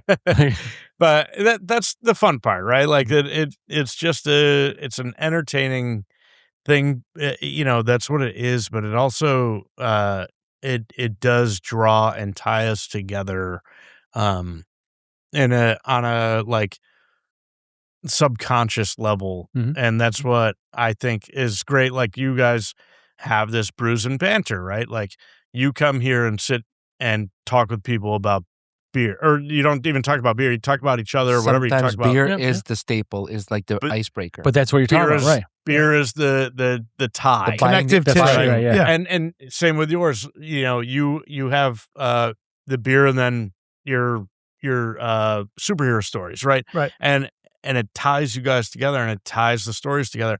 And it's just like, to me, it's just like it's an important part of who we are. And that's what makes it really, really fun to just be here and be able to make these things and be creative and be weird. And then have people respect it and people respond to it, right? So, But it is different also, I think, between the craft beer industry and the production beer industry. oh, for sure. I mean, if you're going to drink all these sort of people, they don't give a shit about us. They don't need us, right? Yeah. Right. But I think it's a different sort of connection. Yeah. These other people, maybe you go to a dive bar, maybe you get these 4 or 5 production beers. These people, I don't want to talk to you, or I will talk to you. But it's they're there for some other reason. Like maybe it's just to get hammered on the 4.5% beer. I don't fucking know. Sure. Yeah. But we don't do that for this. I mean, I'll get hammered with the best of them for sure. Sure. But you get to have these conversations, right? Yeah. The idea of this podcast started from being, love for beer, but we wanted to support small businesses. Yeah. And craft brewers are small businesses. Yeah. So we said, okay. It's time when the industry the is smallest. shrinking. Yeah. Yeah. So I said, how can we enjoy what we love and give back at the same time? So we said, we're going to support small businesses, enjoy craft beer, support women-owned businesses, minority-owned businesses, veteran-owned businesses, and just be, and that's what's going to tie the community and just be part of that. Right. So that's where the idea came from. Whether we always talk about beer, no, but do we always have beer? Almost always. We've had coffee, we've had water, Sure. We've had coffee. we've cried. I mean, Spirits. Yeah. And but that's the idea. And I want to just kind of highlight towards the end of this podcast. Unless you guys want another fucking 20-pack, we could do this. I think I actually have to go close the brewery. I can do this all day. Yeah, What I wanted to say is, Dave, this isn't our first discussion. Yeah. And how different this is from our first. Yeah, for sure. And we had our first interview, if you want to call it, about the beer and all the stuff, but how much more history and stories you have, that was highlighted here, it's a complete different one. It's definitely, You know way what I different. I remember our first podcast. It was super fun. We were in the brewery. We In got the to talk brewery, about but how like different this is, Yeah. and the different things we've heard about, this different stories and and connections. Todd came into the mix of it and mixed it up a little bit too. That was fun. Yeah, nobody met him until like 2 hours ago. I wandered in. Right, You left the door open. I just wandered in. You came out of that. That's bathroom, right. That's And right. I was there all day. I was like, okay, here's a moment. These guys got to show up at some point. That's right. And this answers. You should get that looked at. This answers. Shot, it'll go. This answers what you said earlier. Is how it brings people together. That's and that's the beauty of it. And one quick story: when I opened Resurgence, we spent so long building that and making our first round of beers and all that. And my assistant brewer was a guy that I just pulled from the same brewmaster program that I went to. He had just graduated. Not in the original case. No, he wasn't in the first case. Okay. No, he was like 4 years behind me. Got it. But he was right out of the school, and I brought him in and I taught him everything I know and all that. And at one point, it was right before opening, and he was like he was like, oh my fucking God, this was so much work, right? Like he was just kind of getting down on it. And I'm like, it was literally that day. We opened at 3:00. The entire place filled up. It was shoulder to shoulder. And I pulled out a lawn chair. I flipped 2 lawn chairs out in the brewery. I'm like, have a seat. And I poured him a beer.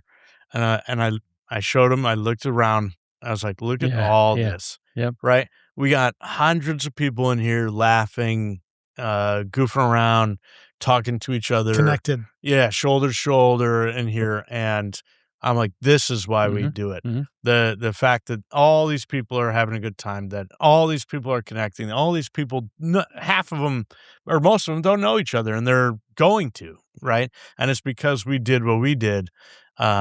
He sat there, we both had a beer together, and like it was just one of those surreal kind of moments where you're like, you feel again that connection to humanity, and you feel the purpose of what we do, and it made it like, made it real. That's exactly it. It's all the connection. I mean, He'll remember that conversation. He does. That's that piece, right? Like if we want to today, we can find a million ways to divide ourselves and to put ourselves at cross purposes, right?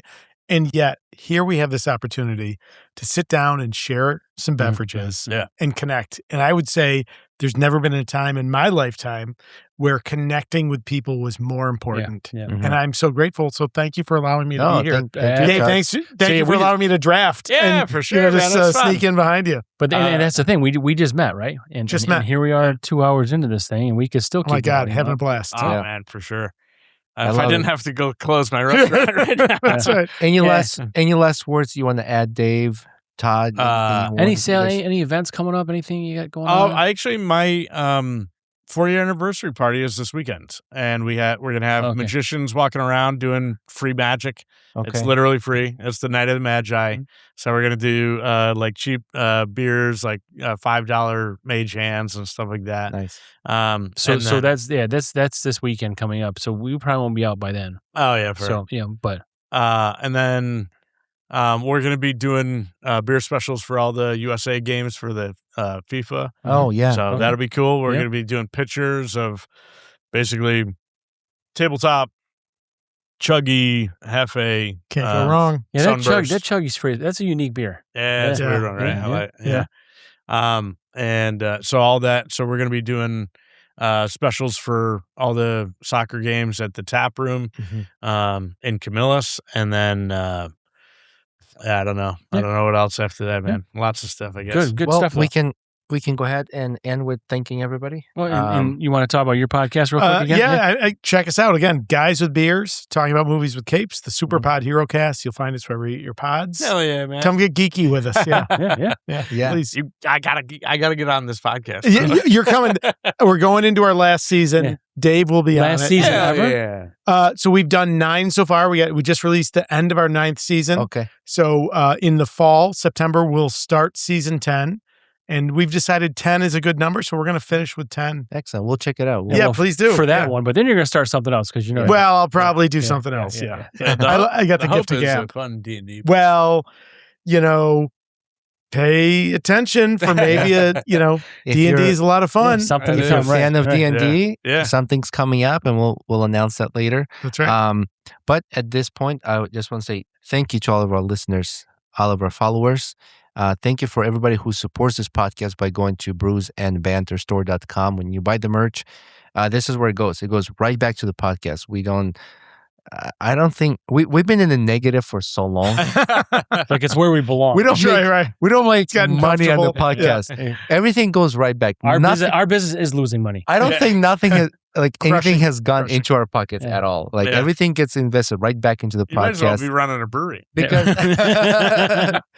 because At our least the tap room, right? Yeah. our followers enjoy it, and this is why they buy the merch, and we want to reward them back to what they want, and we respect that. We want to say thank you to our sponsors, Apex Property Management and FM Realty Group. We want to thank you. We want to say thank you to Dave and his brewery. Bullfinch is going to be sponsoring this podcast for the entirety of us drinking that Sunburst. The Sunburst, buddy. until we run out. Gold every medal episode On is- the foam throne. That's what we're calling it. The foam throne. Nice. That's the kegerator. So we got to change the name on the handle, by the way. Yeah. So thank you, Dave, for sponsoring Hey, my pleasure. as well. And Thanks I want for to thank. listening to all my bullshit. Oh, we love there's, it. I know There's it's no a long bullshit. story, No, but- We no, love it. no, no. If you have more, come back. But thank you, Todd, for coming. Thank you. This was a neat surprise. Thank you, Dave, for inviting Todd and Yeah, being for here. sure. Yeah. Thank you to Presidium Logistics. And Hopped Up Network. And too, I Hopped Up forgot. Network, Yeah. Ooh, Hopped Up. Sponsors are growing if you're interested. Thank you again, guys. It was a Ozempic, pleasure. I'm looking God. at you, man. That's right. It was fun, pleasure, and happy to make new friends. Absolutely. 100%. Thank Thank you you. very much, Yeah, guys. my pleasure.